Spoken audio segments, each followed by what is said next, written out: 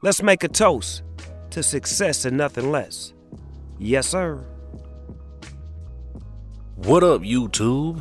And welcome back to another episode of Curated Topics, brought to you by Curated Sense LLC. How y'all doing tonight, man? I am fresh getting home from the gym, so I'm in a little bit of a calmer / tired mood, but I told y'all I was going to do this video tonight, being Tuesday, so I had to make sure that I got it done. I'm trying to be consistent with these. I missed y'all on Monday. I just had a busy day, but here we are with another episode. So we gonna start this thing off right how we do all the time. We got candle of the evening. I got a new one for y'all. This right here, the Tres Generaciones bottle. I hope I said that right. My Spanish is a little bit rusty, but this is the Tres Generaciones bottle. What's the scent we got in here? That smells really good. That actually smells really good. So the scent we have in there is called Egyptian Musk. I made this for one of my customers. This scent is earthy. It's also woodsy. It's got like a warm, inviting, clean type of vibe, and it's also subtly sweet. So from the name, it's historically associated with ancient Egypt and the royal status and all of that. And this scent is very versatile, it's long lasting, and it has contribution from musky notes, some florals like rose, amber, and some powdery undertones. So check us out online, curatedSenseLLC.com. I just revamped the website, so give it a look. I'd appreciate everybody's feedback. I like it a lot better than the original. The original, I didn't really know what I was doing when I created the site. They had some designs, and I tried to put my own spin on it and have my own little color scheme and stuff like that. And I liked it. It was a good first attempt, you know what I mean? But this one, I think it looks a whole lot better. It's a lot cleaner, more organized. Everything kind of looks like it's in its right place. It looks a little bit more elegant in my personal opinion. I really sat with the website that I use, and I tried to learn some more of the ins and outs as I put it together. So check it out. Let me know what y'all think. Love to hear y'all feedback. We're gonna get right into these topics tonight. I'm gonna talk football. So the Browns disappointed me in more ways than one on Sunday. First of all, I was disappointed because the game was at 9:30 in the morning. I did not want to wake up to watch that at 9:30 in the morning, and in fact, I did not. I woke up and I had made some plans with some friends. I woke up at about like 9. I wanted to watch it, and I was ready. I went and I was like, all right, let me see where everybody is. I sat down as I was waiting for responses, and I fell back asleep. I woke up maybe about like third quarter, and then I watched maybe like the fourth quarter. From what I saw, though, Dylan Gabriel was playing well. He got the start. Joe Flacco got put back on the couch. I'm going to talk about some things that happened with him as well today. But anyway, back to the game. What I saw in this game, and this is kind of typical of the Browns, I guess. If one thing is working, the other thing isn't. Leading up to this game, our defense had been holding it down for us the entire season, while our offense really couldn't move all like that. They were very stagnant. Don't know whether that was because of coaching. Don't know whether because of personnel. I talked about all the, drops that our receivers were having. But needless to say, our offense just couldn't move the ball, right? You got to be able to move the ball if you want to score. Well, in this game, it seemed like we were moving the ball okay. We did score 17 points. It's not a lot, but it looked like we were more energized on offense than all the other previous games. Our defense looked like they were holding it down a little bit, but we kept letting Minnesota hang around in the game. They scored, and they had the ball pretty much last They had it in the final 2 minutes of the game. And what I saw from our defense, I would call it laziness. I would call it laziness, especially in the final play. In the final play, you know they have to score a touchdown or they have to kick a field goal. Why are you a DB and you just stand there? The ball was thrown to the corner of the end zone and there was nobody guarding the receiver. Now, maybe there was some miscommunication. Maybe the DB thought the safety was going to help. But either way it goes, this is pretty much the last play of the game. What are you doing? What are you doing? I don't play professional football. I'm going to put that out there as a disclaimer. So no disrespect to these guys. But in my brain, I'm like, if that was me, I would have been on the receiver like white on rice. I would not have let him go past me. And he was just standing there. Denzel Ward was just standing there. I don't know what was going on. I don't know if it was miscommunication. One of the announcers said it looked like he was trying to bait Carson Wentz into making a bad throw. I don't know how he did that. They said maybe it was a tough throw or something like that. It didn't look that tough to me because he just lobbed it right over there.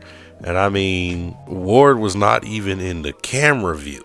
He was about 7 yards off of him. I don't understand that one. But, this led to the Browns making some moves, which I'm going to talk about.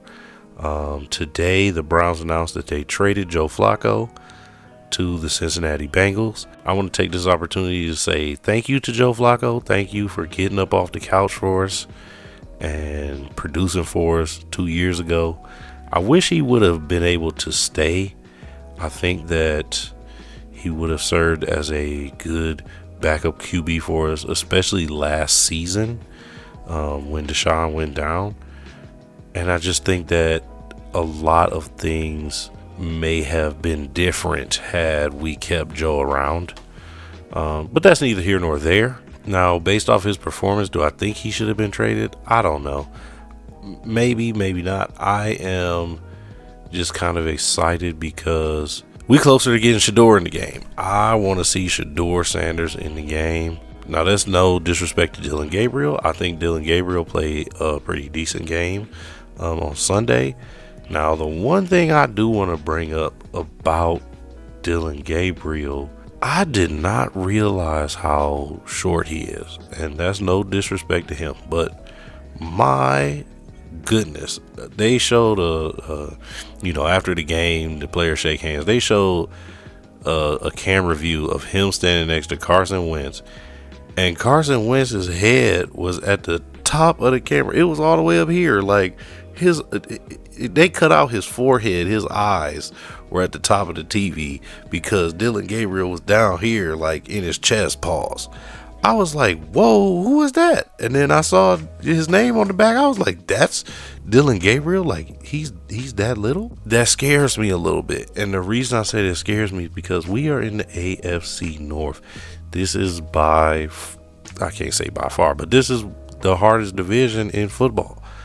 We have, 2 or 3 teams right now with losing records. And short quarterbacks don't work in this division. They really don't.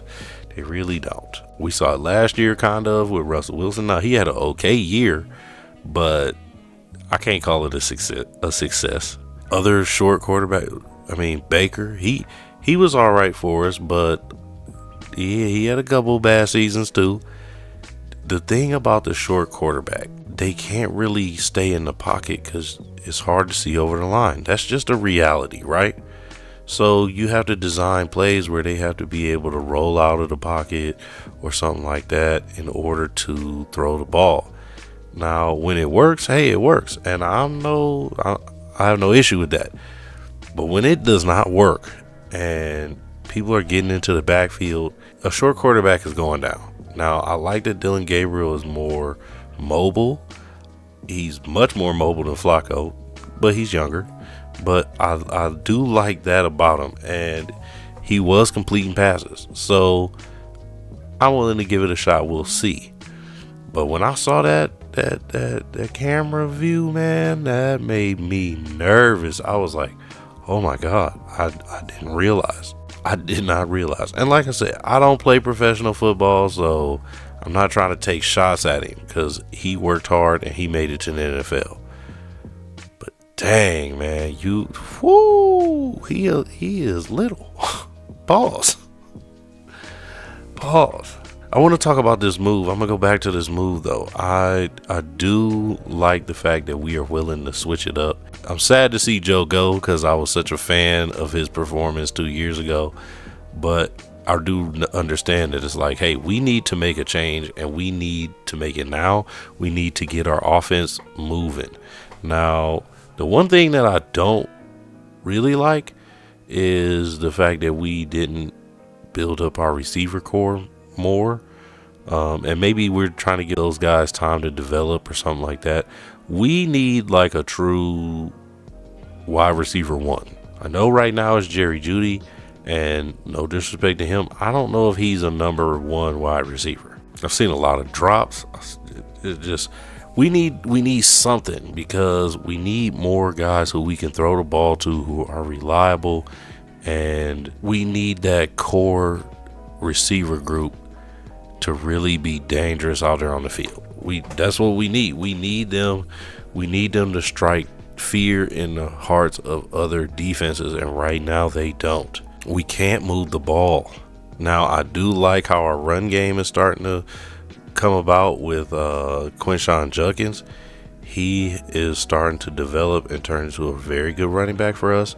I want to see how that goes, but we also have to open it up so that we can pass the ball. And guys, you gotta catch the ball. Now, in this last game, y'all did a pretty decent job from what I saw. Now our defense got to step it back up. Y'all got to step it back up. Y'all had a bad moment at the end of the game. Y'all got to dust that off and step it back up.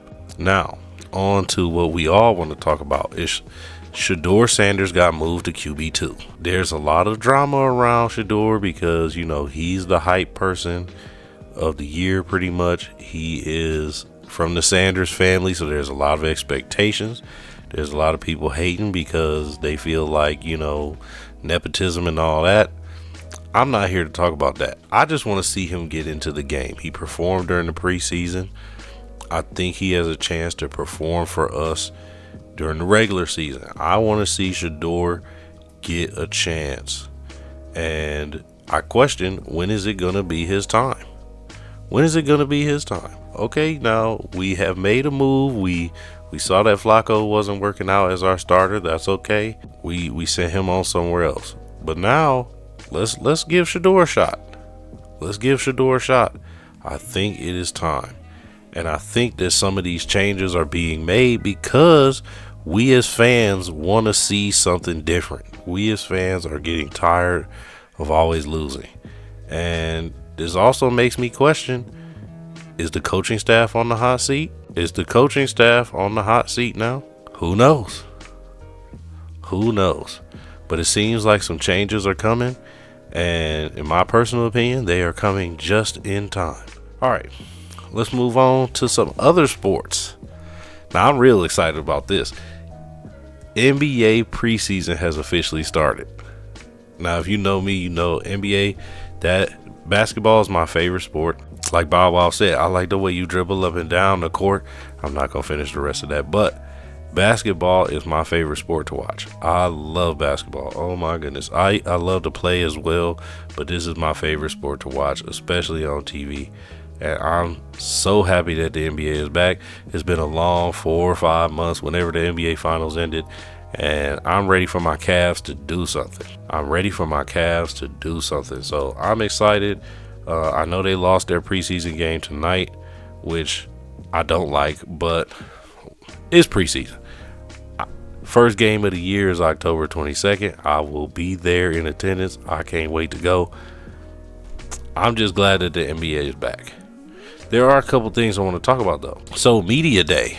Media Day is when players show up. They take all the pictures, all of that.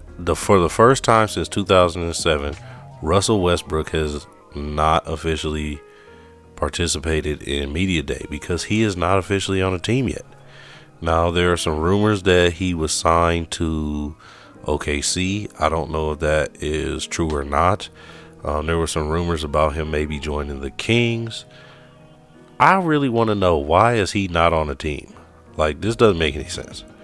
This doesn't make any sense. We talking about Russell Westbrook.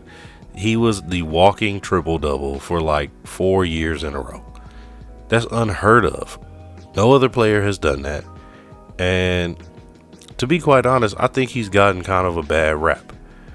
When players play with him, they all say he is one of the best teammates that they have ever had. But then when you look at GMs and other things like that, he really does get thrown under the bus a lot. And I think he deserves to be on a team somewhere. So maybe the Cavs could pick him up. I don't know. I don't know if he would fit on our team, but he deserves to be on a team. And Russ, if you ever check out this video, I'm standing here with you, man. You deserve to be on a team. This is one of my favorite point guards for a long time, and he's too good to not be on a team. Now, you can say what you want, oh, West Brick and all of this. Nah, I disagree. I think a lot of teams tried to use him in ways that really weren't his game, and a lot of teams did use him. And he actually is the consummate professional, because he saw, okay, hey, it's time for these other cats to come up. They're trying to develop these other guys. I'm going to take a back seat. I'm going to try to adjust my game so that I can fit in with these other teams. And to be quite honest with you, I don't think he really should have ever left OKC. I really don't. I think he did that. I don't know why he did that, but I don't think he should have ever really left OKC. I think he wanted the opportunity to play with other people so that it wasn't just him. But you know what, Russ? You was that guy when it was just you. Other people who you played with left. I'm not going to say no names because there's plenty of them to go around. But other people you played with left so that they could do what they thought was bigger and brighter things. And guess what? They ain't do much of nothing either. They didn't do much of nothing either. One guy who I'm specifically thinking of, he been on just about as many teams as Russ, and he don't have nothing. No rings, nothing. So as we see, as time went on, as we see, maybe they all should have just stayed in OKC. Who knows? That's neither here nor there. I'm going to move on from that. I really want to talk about the elephant in the room now. Yesterday, there was an announcement made by one Lebron James announcing the decision to. Woo-wee. Now, if you haven't seen what the decision was, you're going to be thrown for a loop, because I sure was. And you know what? I got to give it to LeBron. He actually, he pulled a Snoop Dogg. He pulled a Snoop Dogg. Now, if anybody was paying attention to Snoop Dogg, I want to say he did this maybe about a year ago, something like that, a year or so, where he did a marketing for a smokeless fire pit. And he said he was going smokeless. He was done with the smoke. And the world lost it. They were like, what? What you mean? You done? Is it not cool anymore? Is it not good? What do you mean? What? Huh? And everybody was talking about it. And then he let a couple days go by, and then he released the full commercial, and it was him talking about a smokeless fire pit. LeBron did something similar to us, and I'm guilty of being roped in too. I got fully roped in. I was like, the decision too. And thinking about the timing of things, I'm like, okay, you getting towards the end of your career. You know what I'm saying? Is this you announcing that this is going to be your farewell tour? Or is this you announcing, you're about to make some changes after this year? Or what's the decision too about, LeBron? I was all roped in. He said, oh, it's dropping at 12 p.m. Eastern. And I'm like, that. Now, I'm not going to lie. That was the one thing that made me skeptical. I was like, 12 p.m. You dropping it in the middle of the day? And you in LA, so you dropping it at 9 a.m.? That don't sound right. But, I was still roped in because I'm like, well, the decision to, what you do? This was a dang Hennessy commercial. Sorry, spoilers, but this was a Hennessy commercial. And when I saw it, first of all, it came out before noon, but when I saw it, I was like, are you serious? And then I just had to laugh because I was like, you know what? Everybody was tuned in. Everybody wanted to know what was happening. Everybody was interested. I even saw it on It Is What It Is. And after this commercial break, we're going to talk about LeBron's announcement. And then, I thought it was weird because they didn't say anything in the show after that. So I'm thinking, okay, well, what happened? Like, did it happen and, nobody saw anything? Then I looked on Instagram and I saw, it's just a Hennessy commercial. So maybe they had the same feelings as me. That was genius marketing by Hennessy and by LeBron. So that was good use of timing because, he is at the end of his career or nearing it. And it does leave a lot of questions for us. Like, well, okay, how long do you plan on playing? Are you going to make any moves where, you leave the Lakers? Or there's just so much speculation. And that was a genius marketing move by Hennessy and by LeBron. Good use of the timing of just everything that's going on. And that leads me into the motivational piece. I want to talk about the use of time and timing in your life. Time is finite and is irreplaceable. And that means that it's a limited resource that you can't get back. So you have to operate with intention and live with appreciation and gratitude. What we saw from LeBron, he knows where he's at in his career. And only he knows what he plans on doing for the next few years.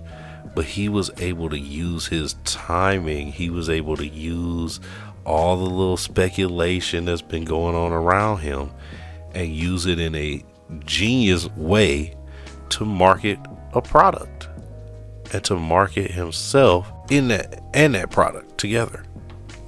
That was a genius move.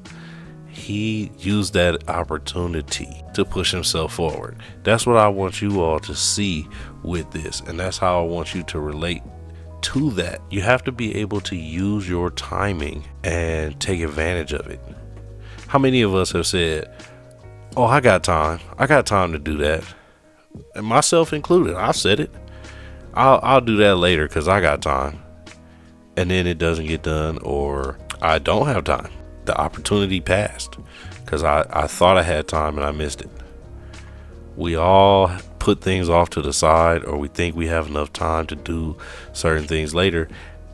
I want you all to try and take advantage of this time that you have now and do the things that you're thinking about. If you have an idea that pops into your head, write it down. Sometimes things going to take time to develop, but write it down and try to flesh it out. Try to get going with it and utilize that time that you have right now in this very moment to do things that are productive. Spend more time on your personal growth and being productive. Do something that benefits you. Do something that adds value to your life. Spend more time building relationships, hanging out with productive people. When you spend time with productive people, you know what happens? You become more productive because you can't be around them without producing. Production it's almost infectious. It's like, they doing something, so I got to do something. I can't be the only one not doing something.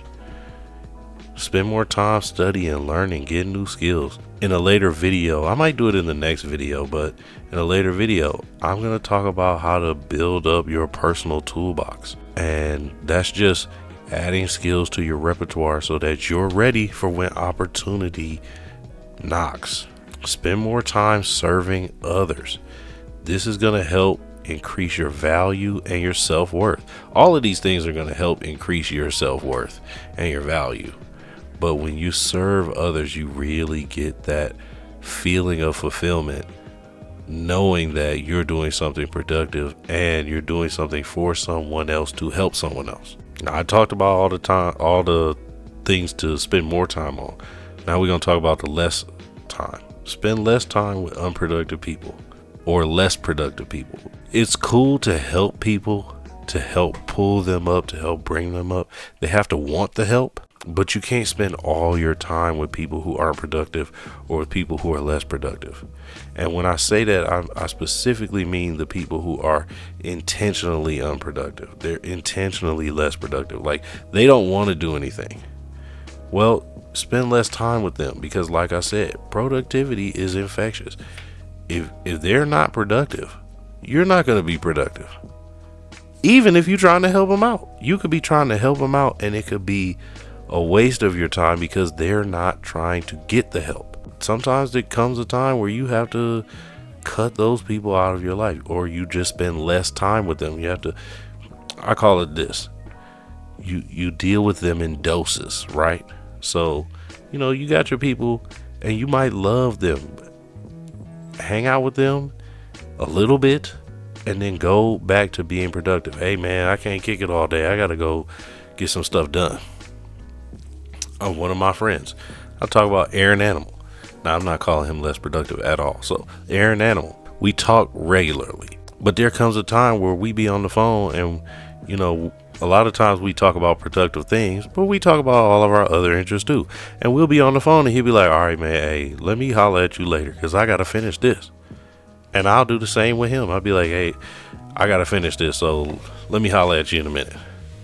Sometimes I feel bad when I call him and I don't have anything, productive to talk about. Now, we friends, so, our relationship works that way where we can talk about whatever. But sometimes I'll be like, man, I forgot why I called. I meant to ask you something that meant something. You know what I mean? Like, I'm not here to waste your time, brother. I'll hit you back. That's how you have to have your relationships with people. You have to be able to be doing something productive. Spend less time with people who don't serve anyone. They're not adding value. Especially spend less time with people who only serve themselves, because those people, not only are they not helping others, or not only are they not adding value, most of the time they're just taking it. Pause. Most of the time they are just on the receiving end of the value. They want to know what they can get from you without them having to bring anything to the table, so to speak. No one likes to just be sitting at the table alone. No one likes to sit at the table and then see somebody walk up, take stuff off the table and leave, and they ain't bring nothing for you. That's not reciprocity. That's not give and take. That's not equal. That's not nothing. That is just someone who is there to take, and that's not productive. That's actually counterproductive. You don't want to spend time with those type of people. So spend less time with people who only serve themselves. Because like it says, they're only there for themselves.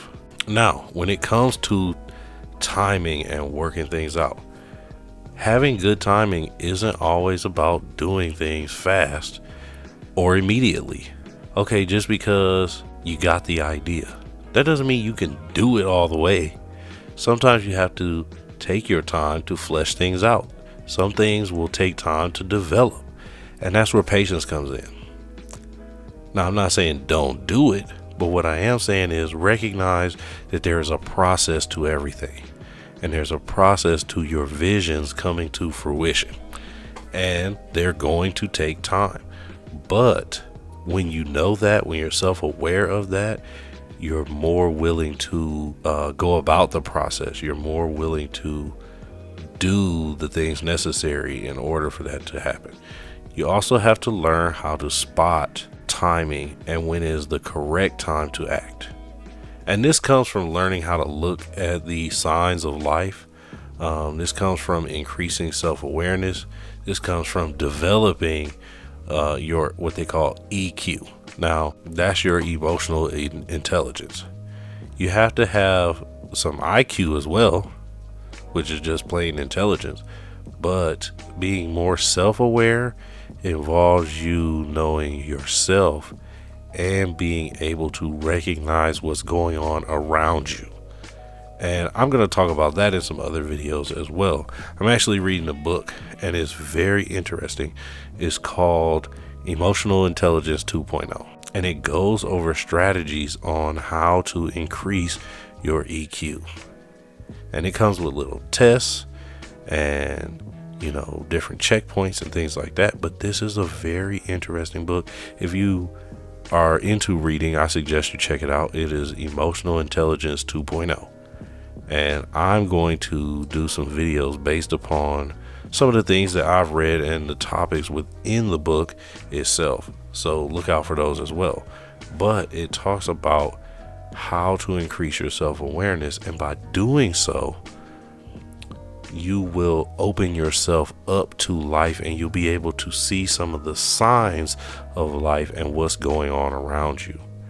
So it's not just your own self-awareness, but also the social awareness of things that are going on around you. I started reading this book after transitioning to my new job. It was actually, I found it at work and it was offered to me. So I was like, yeah, I want to read this. But it's not just about recognizing opportunities, but it's also about recognizing what's going on around you. What are the timing of certain situations? And I'm going to talk about that in another video as well. My transition to my new job and just the timing of all of those things and how things went down. But learning how to be open to life, learning how to see the signs and truly listening to what's going on around you, it will show you how to spot timing of your opportunities and when opportunity knocks in your life. Now, when that does happen, you have to take the risk and you have to pursue it. When opportunity knocks, you have to capitalize and open the door. And I've said that before. But when the timing does present itself, you can't be afraid to act. Don't be afraid of change either. Sometimes change is necessary. Now, I'm going to talk about a time where I went through some change in my life because I was open to life, and because I was looking for that timing. I'm like, man, I know something needs to change, but I need to know the time frame and when it's going to change. And that's when you have to open up your ears. That's when you have to really pay attention to what's going on around you, pay attention to yourself. And most importantly, you have to recognize that opportunity and time, they don't coincide with your time frame. Time is equal for everyone, and none of us control it. Now, we can see the signs and we can make decisions and we can make choices at pivotal moments in time, but that wasn't our time frame, if that makes sense. We have to be able to recognize when is the time to make that move, when is the time to hang back. All of these things are important, and by increasing your self-awareness, you'll learn some of those things. You'll learn how to recognize certain things. And I know sometimes certain things sound too good to be true. And I'm going to go back to my story of how I got into college. You really do have to be like, okay, this sounds good. Let me hear more. So as I talked about before in the previous video, I was at a community college. I'm walking down the hallway, headphones in, got a song playing. The song is literally cutting off, and a guy is running up behind me trying to get my attention. And I turn, I notice him, and he said, hey, I never do this. I never get up from my table. But I could tell by the way you were walking in the hall, I could tell something told me to get up and come and talk to you. And I want to talk to you about this university. If I had been closed off, first of all, I probably never would have turned around. I have always been a semi-self-aware person, and I always notice the things that are going on around me.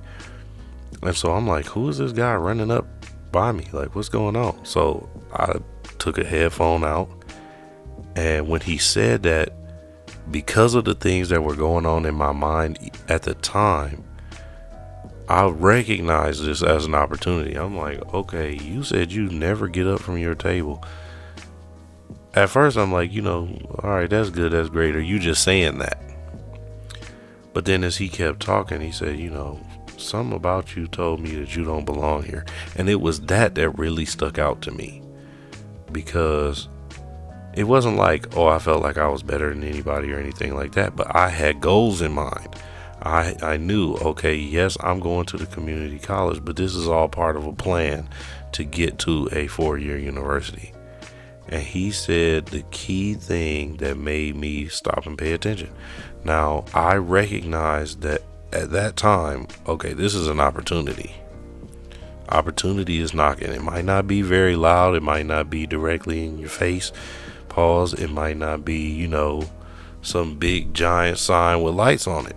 But I recognize, okay, this is a moment that I need to stop what I'm doing, pay attention, listen to what he has to say, be open, and see if I can turn this into something, because this is an opportunity for me. You all have to be listening to life in that manner. Now, I'm not saying that you're going to be listening all the time, but that's where the openness comes from. You have to be open to life, and you have to be open to the possibilities, and you have to be ready to act upon them. As soon as he said those things, I was nervous, I was scared, I knew that it was going to take some effort, I knew that there was going to be a big change coming, but I still acted upon it, and I knew that by doing so, it was going to change my life for the better, and it did. I didn't know how long it was going to take. I didn't know what the next few years were going to look like, but I knew in that moment that I had to capitalize on that timing. And that's what I want you all to think about. That's what I want you all to remember. Time is a gift, and you must capitalize on the timing of the events in your life. Don't waste time. Don't waste it. Don't miss your opportunity because you were afraid.